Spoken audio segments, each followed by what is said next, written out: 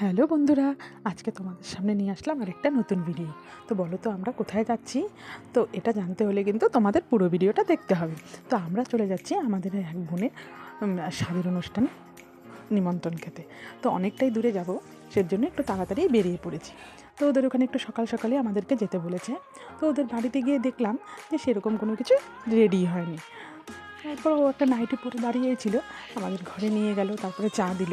তো চাটা খেয়ে ঘরে কি আর বসে থাকতে ভালো লাগে? তো এত সুন্দর ওদের বাড়ির পাশে জমি রয়েছে, তো আমরা সবাই সেখানে চলে গেলাম।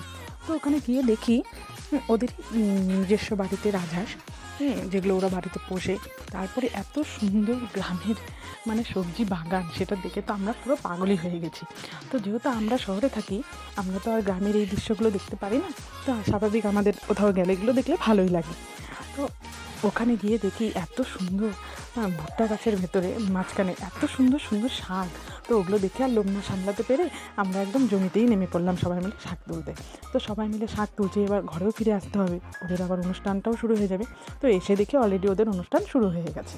তো পুজো যেহেতু হচ্ছে, পুজো টুজো দেখে নিয়ে একটু বসে তারপরে আমরা খেতে বসে পড়লাম। বাড়িও চলে আসতে হবে যেহেতু, তো একটু তাড়াতাড়িও খেতে বসে পড়েছি। এবার খাওয়া দাওয়া হয়ে গেলে তারপর যেগুলো ব্যাগ নিয়েছিলাম ওখান থেকে কুড়িয়েছিলাম, তো সেগুলো সব ব্যাগে ট্যাগে ভরে বাড়ির উদ্দেশ্যে রওনা দিয়ে দিলাম। তো কয়েকজন আবার ওখানেই ছিল, তো সবাই আসেনি। তো আমরা যেই কয়েকজন এসেছি তো বেরিয়ে পড়লাম, টোটোর জন্য দাঁড়িয়েছিলাম। তো টোটো অবশেষে টোটো পেয়ে গেলাম।